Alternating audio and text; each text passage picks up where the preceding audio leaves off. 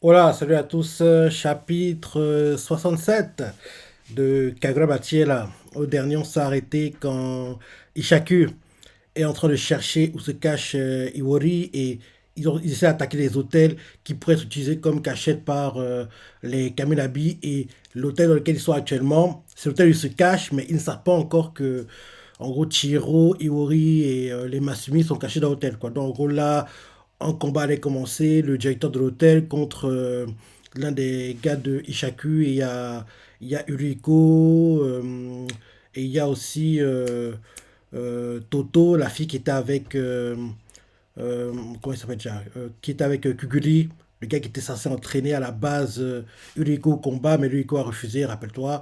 Donc, en gros, c'est où on s'arrêtait. Les combats sont ce point de commencer, et c'était le cliff. Pré-page.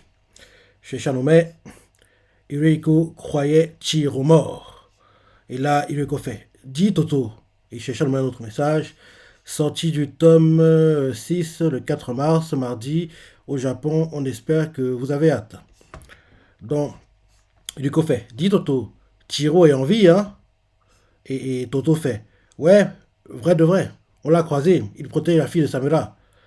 Et là, on voit Uriko qui. On dirait qu'il a les larmes aux yeux, ému de joie, parce qu'il prend se battre apparemment.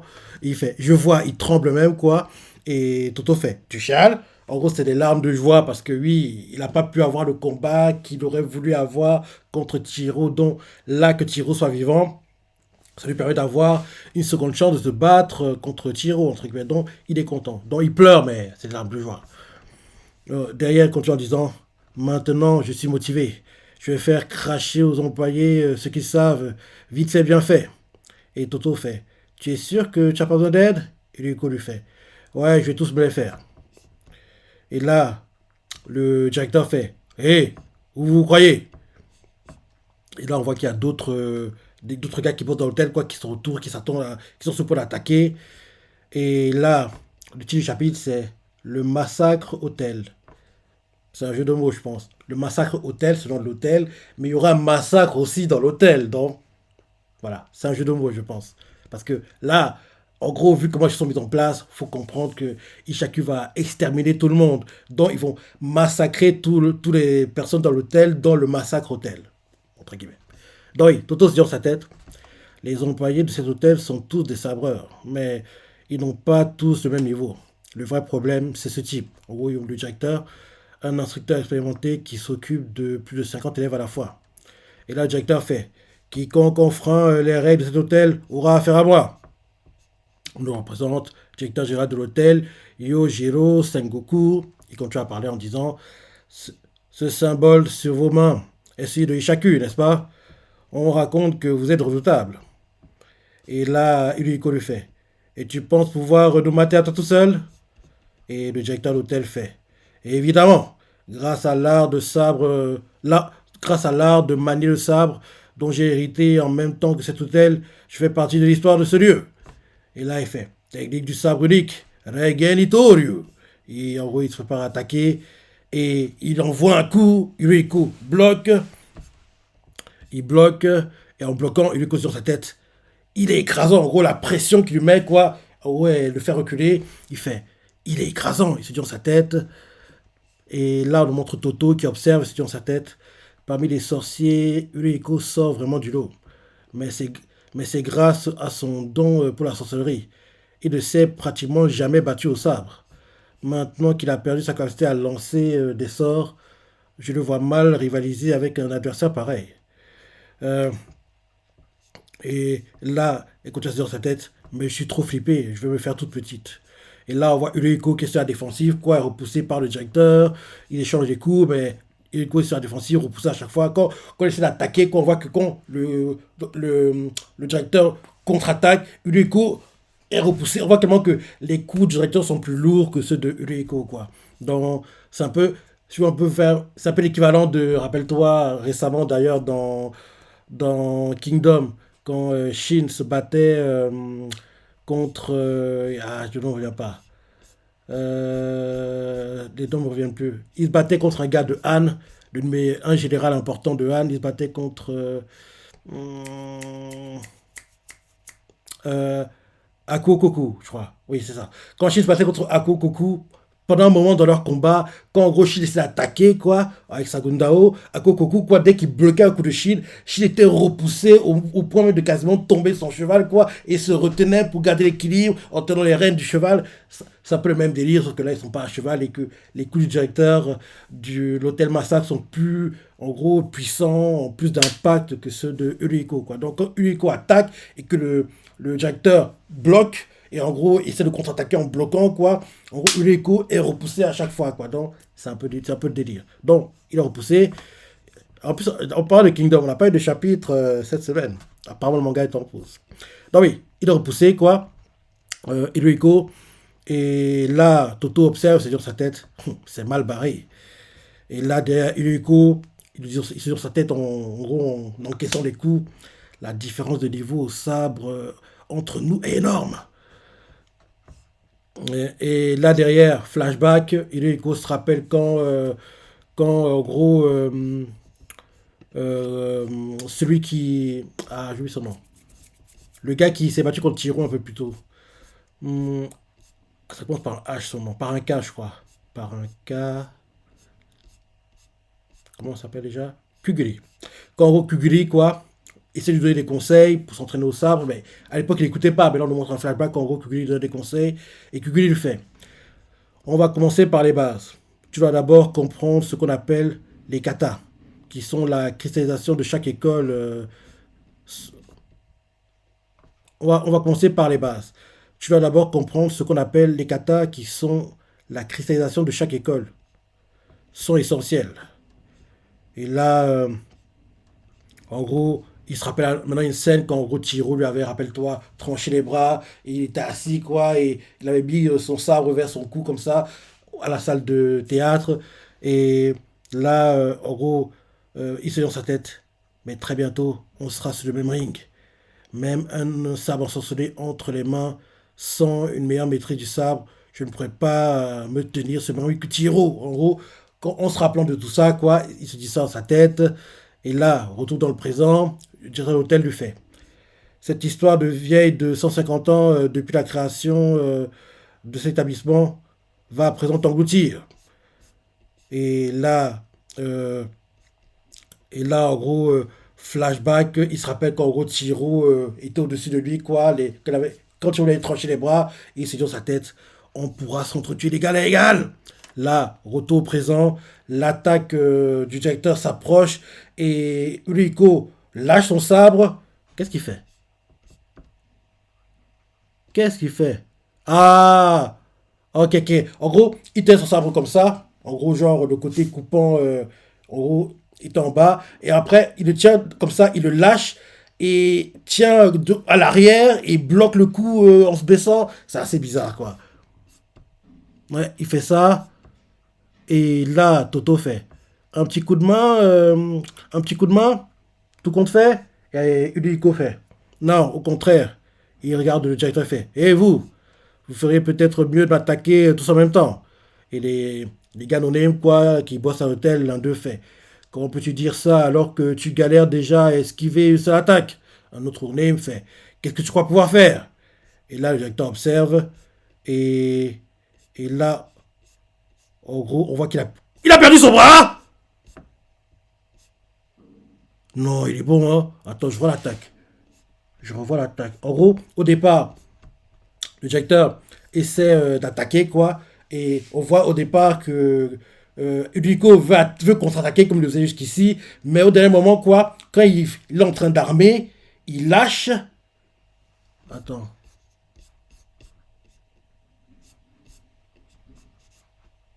Ah, oui, c'est bon. Je trouvais ça bizarre. En gros, il tenait son sabre de la main droite, hein. Donc, en gros, au départ, il veut armer pour attaquer. Au dernier moment, il lâche. Et en gros, quand c'est en train de retomber sur son dos, il attrape avec sa main gauche et bloque l'attaque. En bloquant, il contre-attaque comme ça et tranche le bras gauche du gars. Parce que oui, au départ, il se battait, en gros, il tenait son épée sa main droite, quoi. Et à un moment, il veut armer, quoi, qu'en gros, l'attaque vient sur lui. Et en gros, quand il veut armer, quoi, quand c'est en retrait, il lâche il attrape avec sa main gauche, quoi, bloque le coup en se baissant, et en gros, en se baissant et en bloquant comme ça, il contre-attaque en simultané et réussit à lui trancher, en gros, le bras gauche, quoi. Ouais, c'est ça, c'est ça. Parce que c'est bizarre, comment il a fait? Donc, en gros, c'est comme ça qu'il a réussi à lui trancher le bras. Et là, le bras est tranché, mais les Biennonnais n'ont pas encore remarqué parce que le bras est tranché, mais encore attaché, quoi, il n'est pas encore tombé. Donc ils font. Comment peux-tu dire ça alors que tu galères à esquiver une seule attaque? Un autre fait.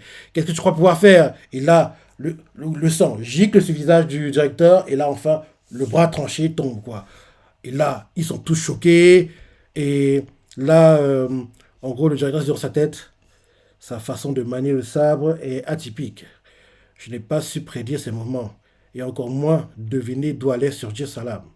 Après, il dit dans sa tête, il regarde Uliko et lui fait, de qui es-tu l'élève? Et Uliko lui fait, ce que vous pouvez tous être butés. C'est obligatoire pour vous d'être l'élève de quelqu'un? On va dire que je suis un élève libre. Il n'y aura pas de seconde fois. Et là, on change de point de vue, on nous montre Chihiro dans sa chambre d'hôtel, on voit Iwori couché dans le lit, sur le lit en train de dormir, Chihiro assis sur une chaise à côté, quoi, et il observe, et là on voit qu'il vient de se réveiller, il la regarde et il fait, comment tu te sens? Et elle fait, bof, quelle heure est-il? Et Chihiro lui fait, le jour vient de se lever, c'est le matin. Et, et là derrière elle fait, c'est le matin? Et elle regarde dehors et voit que c'est tout sombre. Elle fait, je ne m'habitue pas à cette obscurité, à cause des pouvoirs de Samura. Et elle fait, où sont les Masumi? Et Chihiro lui fait, la préparation du saut est dans sa phase finale. Donc tous sont occupés sur le toit. Moi, je monte la garde. Et Ori fait, attends, tu es resté ici toute la nuit sans dormir? Et Chihiro fait, il n'y a pas que maintenant, il n'y a que maintenant qu'ils ont besoin d'être trois. On s'est relayé pendant la nuit. J'ai même eu le temps de voir avec eux une stratégie de combat et de m'exercer au sabre. Et elle se dit dans sa tête, sans dormir du coup. Et là derrière, elle regarde Chihiro et lui fait, tu as l'habitude de tout ça, toi, Chihiro. Tu dois avoir à peu près le même âge que moi. Et Chihiro fait, ouais. Et elle lui fait, et l'école? Et Chihiro fait, j'y suis jamais allé. Et Iwori fait, ça veut dire que tu as toujours été mêlé à des combats là comme ça? Pour nous, à l'école, on se bat pour le dernier dessert à la cantine, pour avoir de bonnes notes au contrôle, pour s'envoyer des petits dessins pendant les cours. C'est comme ça le combat du quotidien. Et Chihiro la regarde et lui fait, ça a l'air paisible. Et elle lui répond, je me demande si les autres s'inquiètent pour moi. Il me manque, juste avant de m'endormir, un souvenir m'est revenu en mémoire. Et elle explique le souvenir.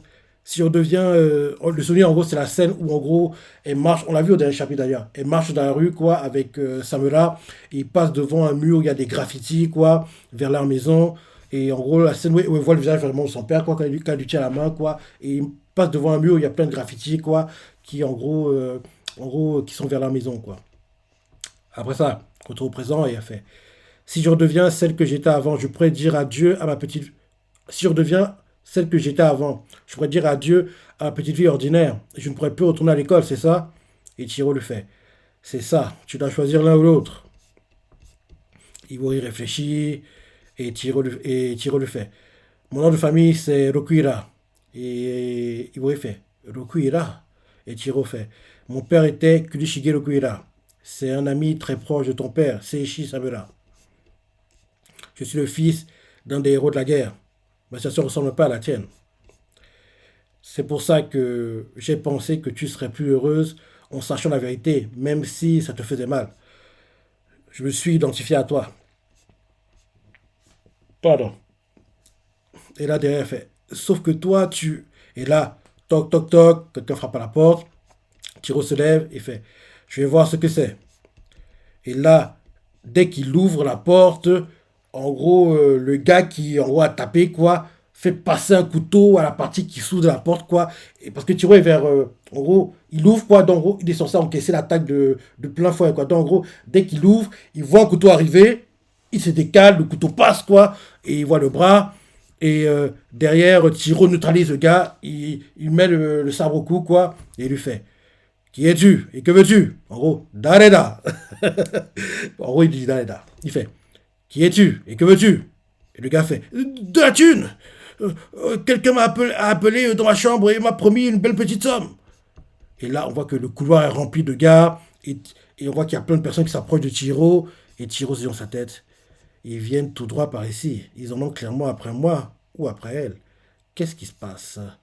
Et là, on voit Iwori qui s'approche et Tiro lui fait reste là. Il va fermer la porte, quoi, et s'occuper des gars dans le couloir. Là, il ferme la porte et Iwori, elle commence à paniquer et elle regarde par, en gros, le trou qui permet de voir quand quelqu'un arrive dans ton appartement, quoi. En gros, elle regarde par ça pour voir ce qui se passe dehors, quoi. Et elle voit que Tiro est en train de trancher les gars, elle voit le sang qui gicle dans tous les sens. En gros, le peu qu'elle peut voir à travers le trou, quoi. En gros, elle voit qu'il y a plein de Tiro qui tranche tout le monde, quoi. Le sang qui est en train de gicler dans tous les sens.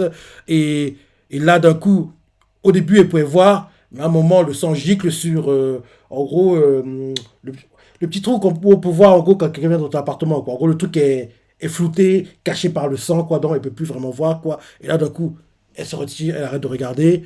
Et là, après ça, elle ouvre la porte, elle voit les murs pleins de sang, les cadavres partout. Et Tiro fait, ça devrait aller pour le moment. Et là, on le voit debout, quoi, entre de cadavres et de sang qui est agité partout sur les murs, en haut, à gauche, à droite, partout, quoi. Et les cadavres sont par terre. Et Iwori, elle fait, tu n'as pas peur? Et, et là, Tiro n'écoute même pas, parce qu'il entend l'ascenseur qui est en train de monter. Et il se dit dans sa tête, merde, il en arrive d'autres. Après ça, il dit à Iwori, ces types ne sont pas très forts. Il va sûrement en arriver d'autres. Allons vite sur le toit. Et Iwori fait, je ne parlais pas de ça, mais du fait de tuer des gens. Et Tiro fait, non, ça ne me fait pas peur. Et là, il continue en disant, ce qui nous différencie, toi et moi, je n'ai rien d'autre que ce monde de vie, ce mode de vie. Alors que toi, hmm, et c'est vie. Alors que toi, et là d'un coup, euh, on voit Iwori qui s'imagine les différents choix qu'elle a, vivre en tant que la fille de Samura, et en gros se rappeler tout son passé, en gros, et vivre dans la violence, entre guillemets, quoi, ou dans un quotidien ordinaire, enrobé de plusieurs couches, quoi, c'est deux choix qu'elle a, quoi. Et Chiro fait, ces vies sont toutes les deux ta réalité. Il n'y a pas de bonne ou de mauvaise réponse concernant le choix que tu vas devoir faire. Mhm. Le choix que tu vas devoir faire. La vraie question, c'est de savoir ce que tu veux vraiment. Et là, elle fait je. L'ascenseur arrive. Elle fait je veux retourner à l'école. Ah, elle a fait son choix. Et là, Tiro la regarde et lui fait il se dit dans sa tête moi, je n'ai pas le choix. Tout ce que j'ai, c'est. Et là, on voit que quand l'ascenseur est en train de s'ouvrir, quoi, le visage, en gros, qui apparaît quand l'ascenseur s'ouvre, ce visage du directeur avec l'œil gauche, en gros, oui, détruit, quoi, parce qu'on voit que oui, il y a un trou et le sang dégouline de son œil gauche, quoi. Donc, on comprend par. Et il a du sang sur le visage, donc on comprend par là que, logiquement, quand la porte sera ouverte totalement, à côté du directeur, il y aura Uriko. Parce que, en gros, la porte est censée en train de s'ouvrir, quoi, et le premier truc qu'on voit, c'est la tête du directeur, quoi, et il y a du sang sur son visage, l'œil gauche qui est complètement. Il n'a plus d'œil gauche, quoi, le sang dégouline, et l'ascenseur s'ouvre, et oui, on voit Chihiro et Uriko en face à face, et avec Uriko qui tient la tête du directeur, quoi. Il tient la tête du directeur dans sa main gauche, quoi. Chihiro est face à lui, les deux se regardent. Elle est magnifique, la page.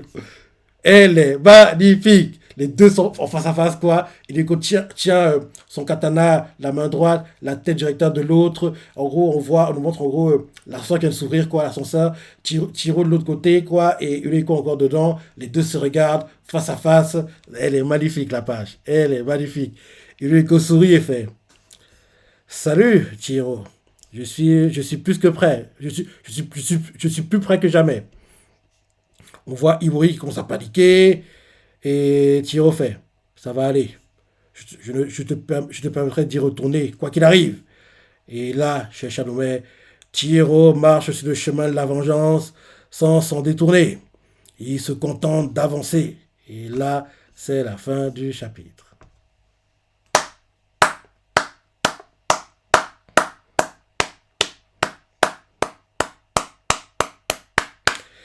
Bon, je dis bien, très bon chapitre. Bon chapitre, j'ai beaucoup aimé. Beaucoup aimé. Et n'oublie pas, la semaine prochaine, vendredi, le premier tome arrive en France. On aura le premier tome en France, donc c'est cool. Donc c'est cool. La semaine prochaine, officiellement, on aura enfin Kagura Bati publié en France. Donc c'est bien. Donc le combat a commencé entre les deux. En plus, ils ne pourront pas utiliser en gros leur pouvoir occulte. Si ça, donc, ce sera un combat de sabreurs.